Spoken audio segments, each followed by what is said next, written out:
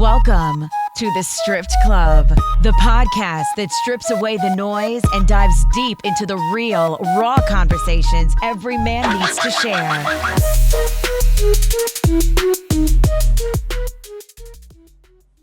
Welcome back. It's your host, and this is episode number 2.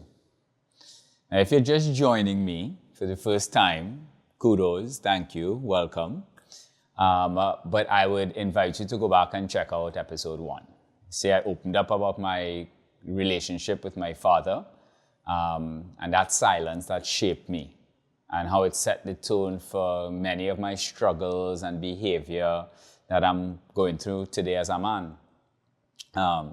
But today, on this episode, I want to talk about another turning point in my life. The moment that really everything kind of changed. And it's when I left everything behind, everything I knew. I packed my suitcases, flew thousands of miles away, and started a life in America, chasing that American dream. So this episode, number 2, is called The Kid Who Left Everything Behind. I was 17 when I left Trinidad, fresh out of high school. Actually worked 2 years with my dad. Didn't really have an urge to leave, but I left. I'm young, hungry, and full of ambition. I came on a soccer scholarship, so that was my golden ticket. And my parents were proud. At least I felt that they were. My friends, jealous. You know, most of them kind of like stayed home. I had made it, on paper at least. But real talk, for the first 2 years, I was humbled. I lived in the dorms. I ate on the meal plan, woke up every early for practice, went to class, hit the books at night.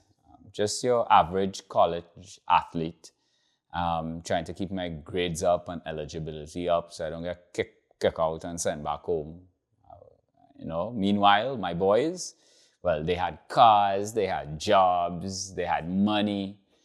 Some of them had family here already, parents who were already working and living the American dream. They were sending them allowance and making life a lot smoother for them in college. And I couldn't help but notice the difference between them and me.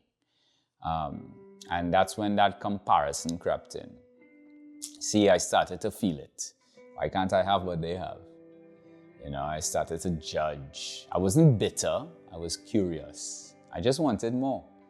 I wanted more freedom, more money, more access. And if I'm being honest, a lot of it came down to ego. A big ego. Yes, your boy had a big ego. And I didn't want to keep bringing girls back to my twin bed in my shared dorm room because I felt, I was a man now. Or so I thought. So I convinced my parents, Mom, Dad, I wanted to move off campus. Told them I needed a job. It was about responsibility, independence, growth. But deep down, for me, now I realize it was about image. About wanting to look like I had it all together, even if I didn't. You see that decision right there? It changed everything for me. So year 2, it turned into a new kind of pursuit for me. I wasn't just chasing a college degree at that time, or chasing a ball, so to speak, playing soccer. I started to chase this lifestyle in America. I wanted the car, I wanted a nice apartment, I wanted the clothes, the nights out, the freedom. And guess who started to move different? Yeah. I picked up a job. I started off as a stockroom boy in a clothing store. I started networking, meeting people, finding ways to earn money, hustling before I even knew what entrepreneurship really was. And then year 3 came around. That's when it all shifted. I got injured playing soccer, go figure. And just like that, my athletic identity, it started slipping through my fingers. No more training. I was in the pool when they were on the field doing rehab. I had no more team. I had no more structure in my life. I lost that. I walked away from that. And with it went my scholarship. So I had to fall back on an academic skull and a version of myself that I thought I was becoming. I transferred to another university, landed a better job, started working more, grinding more. And not because I had it all figured out, honestly, because I had no other choice. And this is when the real hustler era began. Nobody was going to stop me. No more dorm life, no more meal plans. I was living on campus, paying my own bills, managing classes on a work schedule, and just trying to keep my head above water, honestly. And here's what's wild.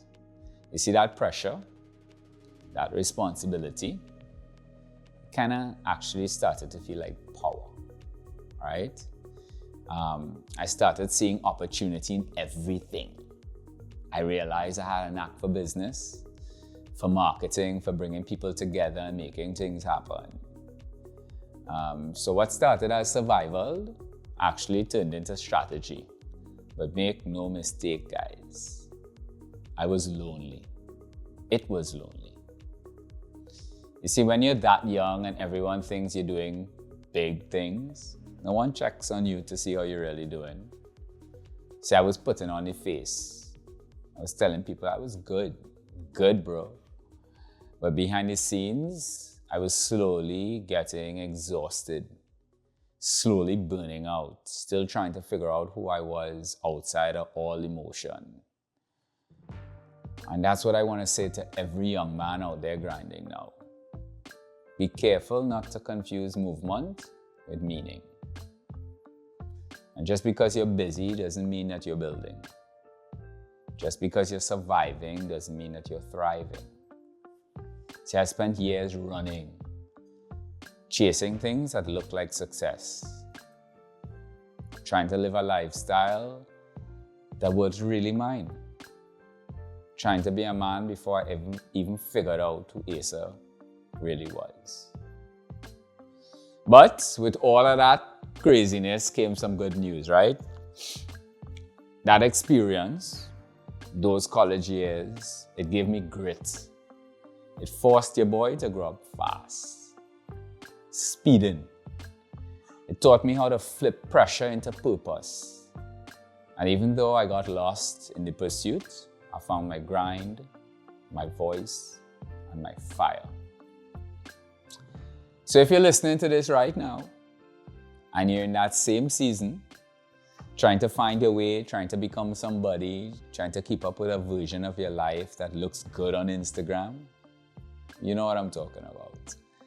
But it feels empty in real life, I want you to stop, pause, take a breath. Actually, let's do it together. You're not behind. You're not failing. You're just becoming. So keep becoming. But don't forget to become yourself. So thanks for riding with me today in this episode of the Strip Club.